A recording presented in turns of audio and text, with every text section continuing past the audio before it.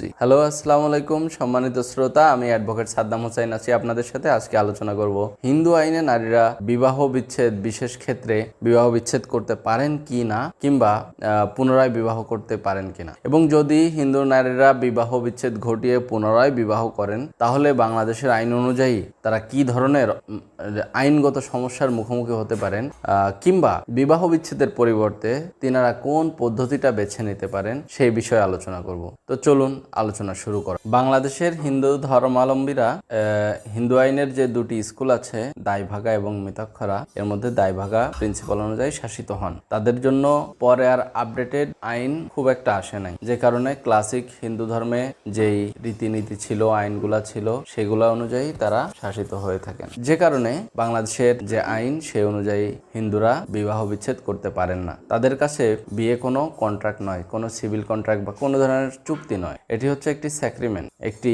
ধর্মীয় কাজ, যে কাজটা তাদেরকে ধর্মের কারণেই করতে হয়, এবং এটা একটা ইনসেপারেবল টাই বা অবিচ্ছেদ্য একটি সম্পর্ক তৈরি করে দেয়। ভারতে যেমন 1955 সালে হিন্দু ডিভোর্স অ্যাক্ট এসেছিল, বাংলাদেশে তেমন কোনো আইন না আসায় বাংলাদেশের নারীরা বিবাহ বিচ্ছেদ ঘটাতে পারেন না। তারপরেও দেখা যায় কতিপয় হিন্দু নারী বিবাহ করেন, তারপরে আবার তারা ডিভোর্স দিয়ে আবার পুনরায় বিবাহ করেন। এটি বাংলাদেশের আইনে দ্বিতীয় যে বিবাহটা সম্পন্ন করেন সেই বিবাহটা একদম ইনভ্যালিড এবং ভয়েড, এবং সেই বিবাহের মাধ্যমে যদি কোনো সন্তান হয়ে থাকে সেই সন্তানও আইনত ইলিজিটিমেট এবং আইনত অবৈধ, যেটা এবং ওই নারীও কিংবা ওই পুরুষ বাংলাদেশের দণ্ডবিধির 494 এবং 95 ধারায় শাস্তিযোগ্য অপরাধ করেন। তো যে কারণে বাংলাদেশের হিন্দু নারীরা যদি এই ভুলটা করেন যে তারা ভাবছেন যে মুসলমানদের মতো তাদের সংসারে অশান্তি আসলে তারা ডিভোর্স দিবেন এবং নতুন করে আরেকজনের সাথে সংসার পাতবেন, সেটা চিন্তা করা যাবে না। সেটা